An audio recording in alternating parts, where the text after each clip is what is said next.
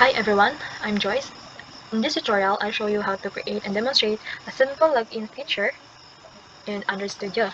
So, let's take a quick look at the project files.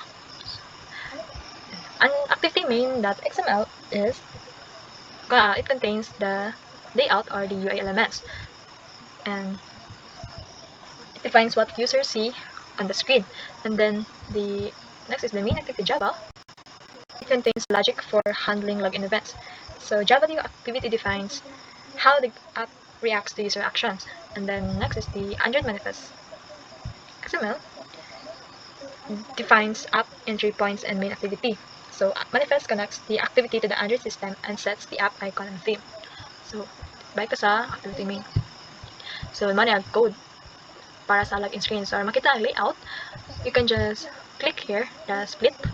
And then here, nakita na yung mga login screen layout. So, first, I'll explain so, dito sa activity main, nagamit ko ang linear layout. So, what is linear layout? Linear layout is a layout in Android that arranges its elements in a single line, either vertically or horizontally. So, as you can see, the orientation is vertical. So, orientation vertical stacks text view on top font. And then the gravity is center. It centers all elements in the layout, so So the layout width and the layout height control sizing of parent and child elements. Same like match parent. And then you change orientation to horizontal. To horizontal. There you go. Show text, view, and button side by side. So balik pa rin no. So ito siya balik to vertical. Balik siya vertical. So see how changing orientation changes the arrangement of elements. So linear layout is simple and great for forms, login screens, and menus. So after na, dili balik kani ang app icon na matag image view. Yan siya.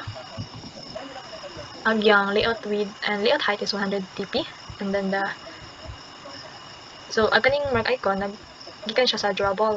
Dili mo bangita drawable source drawable, and then kita nimo siya. And then if dili pag ma-change gusto ka pwede sa ma-change. There's a drawable, right click new, and then vector asset. Maka-change na siya. Just and then after nag-add taog text view.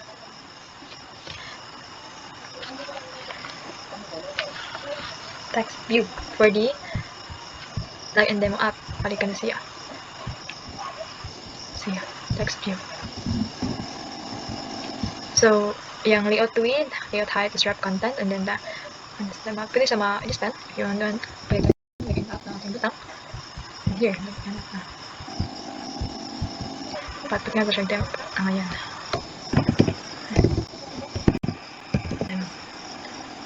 And then, yung text color, ma-change lang. Just click here and then custom. Kita na drag kung sa'yo gusto ng color. And then, yung margin bottom is 24 dp. Dili tayo sa background color. Dili ka sa yung background color na is ma-change na the color. Just click here and then depende ko sa'yo gusto nga for example, itong ikaw na ma-change color. So, like that dito. And then, dili na punta sa username. Nag-add agad the text for this username. Dili. So, ang kaning niyang is layout width and layout height. Ang layout width is match parent and the layout height is wrap content. And then, yung background tint is color white. Ma-change lang gapon. Yan sa inyong ganahan. Panang gapon. Same diri sa text color. And then, text color hint. And then, diri sa yung padding, 12 dp. Ito siyang i-change to 14 dp. You can see mo siya. Kaya bagay ito sa 12 dp. 12 dp. And then, yung layout margin bottom is 16 dp. And then, the data nag-add po sa bagong edit text for the password. Okay, for the password. So, yeah, for the password. So yung layout width is match parent, yung layout height is ref content, same lang gapon sa username. Same lang gapon, ang background hint, text color hint, ma-change lang gapon. And then, after na, is kaning button. Just kani. Para sa login button. So, yung layout width is match parent, and then yung layout height is wrap content. And then yung text color, ma-change lang gapon, change nato to change like on. And then the background theme, so I change to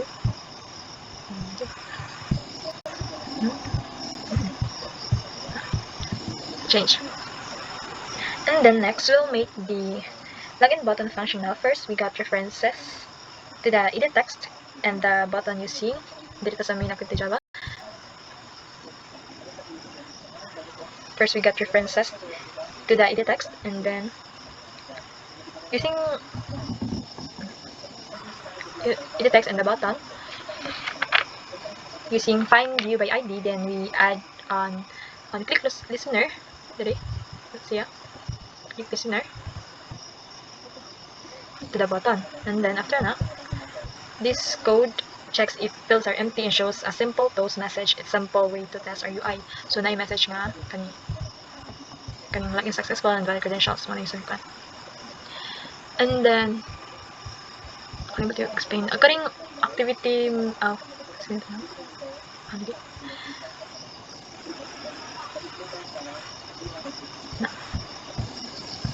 so dili ay makita ni mag-manifest, under manifest in Java folder makita ni mo itong feature, ito yung pangalan sa mga application, and then nandiri yung main activity, or which is kaning main activity Java, and then there is a resource kita drawable, itong icon launcher, then the layout, the activity main XML, and then the bitmap, the values, and the XML.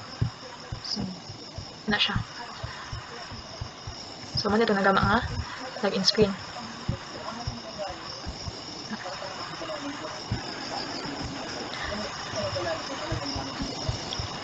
So that's all. Thank you for watching.